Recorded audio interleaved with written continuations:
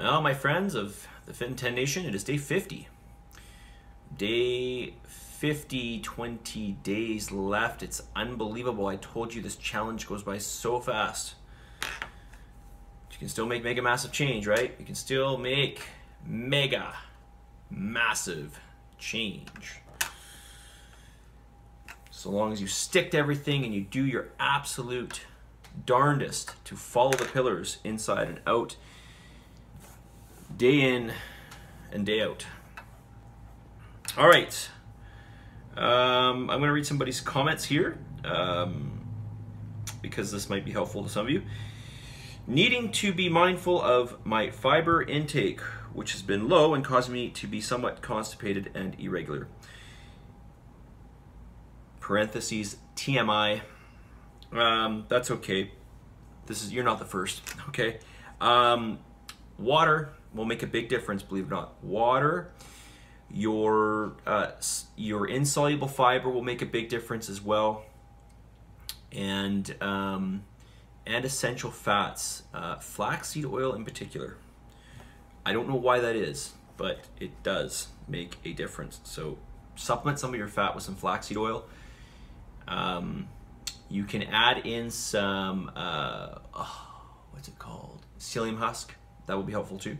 There's actually a really good product out there called, I used to carry it, I just didn't sell enough of it. NutriCleanse. NutriCleanse. Look up NutriCleanse. Okay, it's really, really good if you have this issue. Quite often though, it's just water. Okay, so watch your water intake. I fell behind on cardio this week. I only got one good run, had some other activities, but I know those don't count. All right, additional comments. I logged all my food this week and integrated more protein-rich foods. I was surprised by the amount of fat and or carbohydrates in some of the protein sources. Salmon, for example. Okay, salmon can vary. So, for example, if you look at sockeye is a leaner salmon versus, say, Atlantic or Chinook salmon. So not all salmons are as fatty. Okay, these realizations usually came after I finished cooking, so my macros were not quite within 10%. They're supposed to be within 5 now. Yep, just saying. But I'm getting closer and can plan for the next time I choose that food. My protein intake has increased significantly. Good for you. I am feeling tiny. This is not just from this challenge.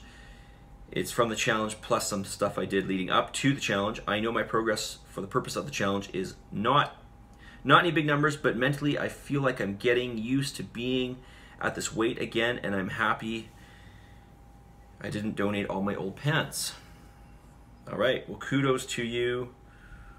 And listen, this is you know, a large part of this challenge is evolving to get better, finding little areas that we struggle in, and then trying to get better at in those areas. All right, so although I'm going to tell you right from the get-go, let's be as perfect as possible. You know, for a lot of you, in fact, I'll go as far to say for most of you, it's going to be this thing where you're trying to improve on these different areas, which I think is great. All right, it's part of this whole journey, especially if you take this farther after the challenge, which you should. Okay, let's get to some more sleep aid stuff.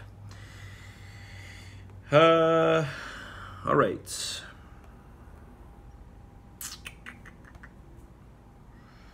Oh, come on here. All right, here we go. All right, so optimizing, this is basically another category, basically optimizing light and dark exposure. So I did 5 yesterday, right? 5 things that would help you. So here's number 6, sleep in darkness. I think I did talk about this yesterday a little bit, but anyways, it's another one.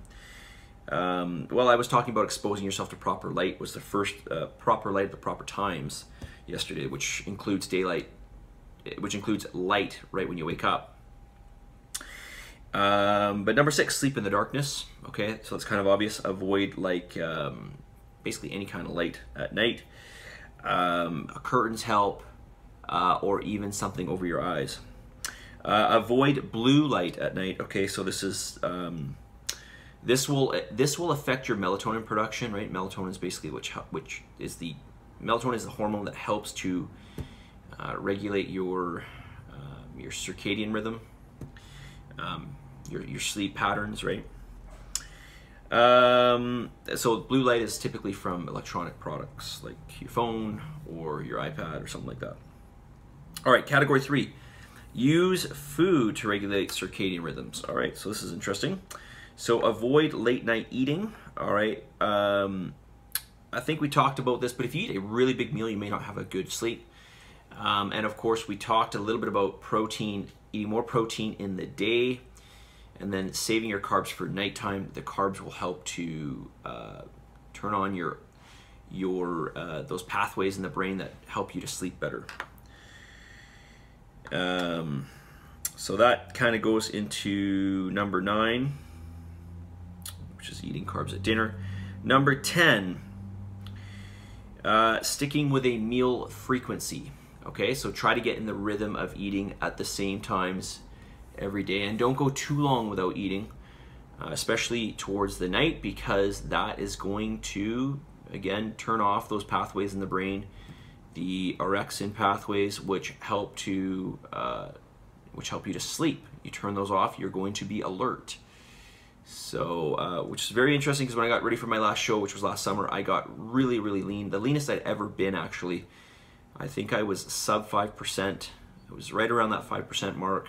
And I could not sleep for the last 5 weeks. Like, I'm not kidding you when I say I slept on a good night 3 hours. And every day was like that. And the odd thing of this, of those whole 5 weeks, is I felt totally normal. My energy was fine, felt alert, felt fine. But you know, my body was on alert. It just wanted to eat, so it would not settle down.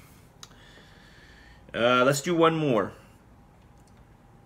So this is an interesting one. I don't know too much about this, but I'm going to read it here. So number 11, train in the late afternoon if possible. So between 3 and 6 p.m. is the ideal time for physical performance, because body temperature is elevated and protein synthesis peaks around this time. Later in the evening is not ideal for sleep, because it's been found to suppress melatonin and elevate cortisol.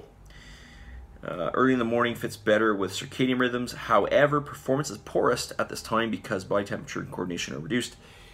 I agree. Well, I don't agree at those I didn't know, but I will also say that your nervous system is not primed in the morning either. It's still waking up, all right? Like, you know, and the perfect example of this is to really, you know, understand this is wake up in the morning and squeeze your hands together as hard as you can. You just can't do it. There's just like nothing there. Because your nervous system is just, it's really, that parasympathetic part of your nervous system has taken over. So you got to break out of it. Although I do encourage you to exercise in the morning. I like to do some cardiovascular work first thing in the morning. All right, message of the day. What is the message of the day? All right, well, here's the original message. I'll read you the original one, and then I will read you my modified version, which is just one word. This is from Dan Pena. They call him the $1 trillion man. The people who stay focused the longest win. And I'm going to change this to the people who stay focused the longest succeed. Because winning sounds like to me it's more competitive, and I like to say succeed because you know, I really think that we all have different things that we're striving towards, maybe not in this challenge exactly, obviously, but in life. And so, you know, it's hard to compare, and I don't think it's reasonable to compare. So I'm going to use succeed, okay? So the people who stay the focus the longest succeed, but it does apply to this challenge, right? Of course it does. But it applies to anything in life. And I've seen this before time and time again, whether it was competitive bodybuilding or people with their business or whatever, even competitive hobbies. Those who keep at it and keep trying and stay in their own lane and focus on what they have to do tend to be the ones that are the most successful you know, with the exception of those outliers, right? It's extreme focus and dedication over time. That's what does it. All right. Day 50, you guys. Can you believe it? 20 days. Tomorrow we're going to get into the teens. It's going to be the countdown into the teens and then single digits. 20 days to go. You can still make a massive change, positive energy, positive vibes. I was going to read some gratitude. I have some out to the side, but I'll read tomorrow, okay? But still send me your gratitude. All right, give some gratitude, you feel better, and for the love of God, believe in yourself. I'll talk to you all very soon. See ya.